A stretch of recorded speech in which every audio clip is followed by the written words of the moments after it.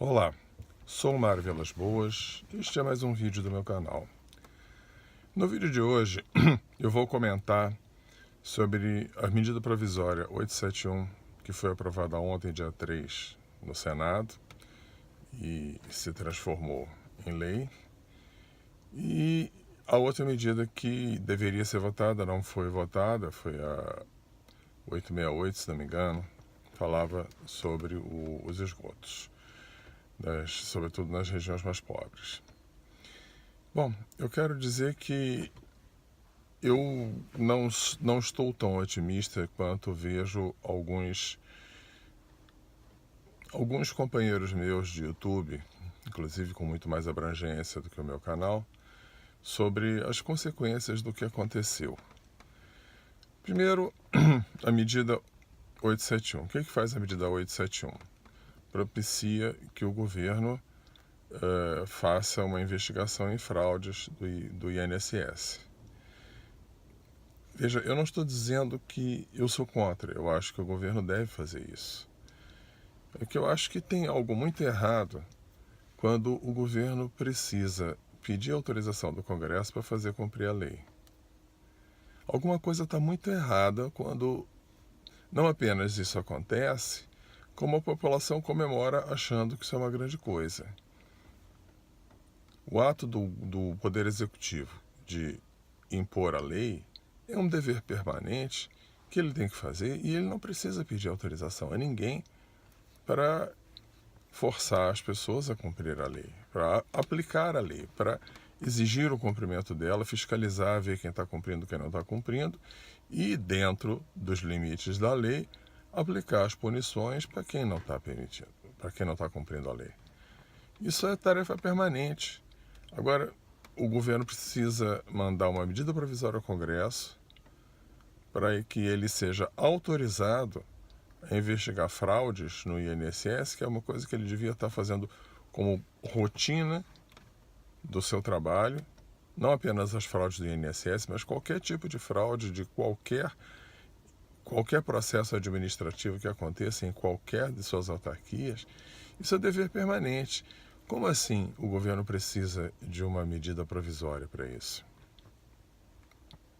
Tem alguma coisa muito errada.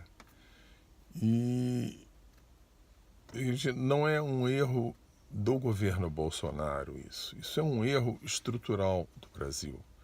É um erro de entendimento de como deve funcionar a máquina pública, que perpassa completamente a pessoa do Bolsonaro.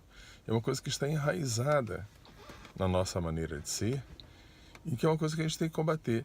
Meus amigos, o governo não precisa de uma lei ou de uma medida provisória ou de qualquer forma de autorização do Congresso para poder impor o cumprimento da lei, para poder pesquisar quem é que está fraudando a lei nos processos administrativos das organizações, do próprio governo, das autarquias, que estão sob a tutela dele. É tão difícil entender isso, sabe? Então, realmente, isso me preocupa. A outra é a questão dos esgotos. Essa não foi aprovada.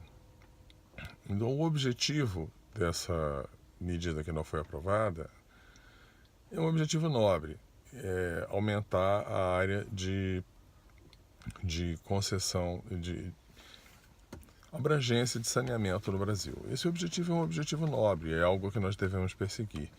Mas eu lamento informar que, na minha visão, estão usando os métodos errados para atingir esse objetivo.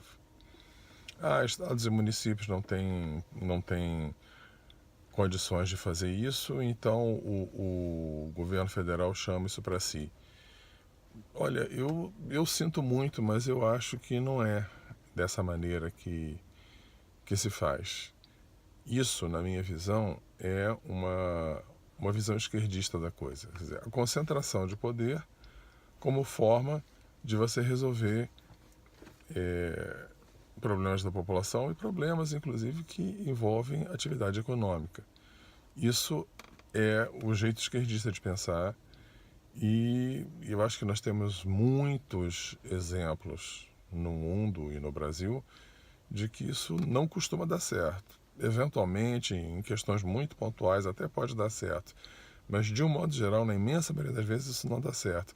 E eu estou com mau pressentimento de que isso também não vai dar certo se tentarem resolver o problema do saneamento assim. Então faz o quê? Deixa para lá? Não, a gente precisa atuar sim nesse problema. Como que se atua nesse problema? Bom, na minha visão, a única coisa que o governo pode fazer, bom, abrir para a iniciativa privada. Isso parece que ele já fez. Nesse ponto, eu sou favorável. Permitir que a iniciativa privada atue sobre essa parte e lembrar que iniciativa privada para isso é muito mais do que simplesmente coleta de esgoto. É tratamento de esgoto também.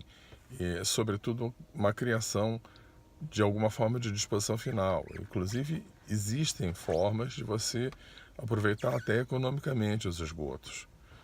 Tá?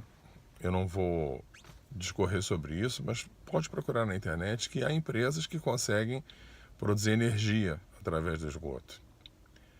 Tá? Então é o seguinte, é deixar essas empresas atuarem. E 2, o que o governo pode fazer é criar incentivo econômico. Que incentivo econômico? Essencialmente, é incentivo fiscal. Tipo assim, está livre de imposto. Ou por um período limitado, ou em se tratando de uma coisa que tem uma importância permanente, como coleta de esgoto, eu acho que especificamente para esse ponto poderia ser até permanente. Olha, qualquer empresa privada que resolva investir em coleta e tratamento de esgoto, ela está permanentemente isenta de imposto, todos os impostos. Essa seria uma medida que o governo poderia fazer. E, embora subsídio seja uma coisa que quem é de direita, assim, por princípio, deve ser contra, diante de uma situação emergencial, eu acho que seria admissível que esse teria que ser temporário. É você subsidiar. Você não apenas isenta a empresa que faz isso de imposto, como ela assim, cria um imposto negativo. Tipo assim, o governo paga alguma coisa para cada metro cúbico de esgoto coletado e tratado. Mas esse teria que ser temporário, por um período de tempo, por 10 anos, por 20 anos, a empresa que investir em coleta e tratamento de esgoto, empresa privada, vai receber uma certa quantia do governo por um certo período de tempo. Então, isso para mim funciona. Isso é algo que poderia funcionar, sobretudo, eu acho que essa parte de subsídio teria que ser principalmente nas áreas mais carentes, mais distantes dos grandes centros, onde tradicionalmente há menos dinheiro em circulação e as pessoas teriam menos dinheiro para pagar pelo serviço de coleta de esgoto que uma empresa privada se propusesse a oferecer. Então, eu queria deixar essa contribuição aqui, que é o meu pensamento sobre o que aconteceu.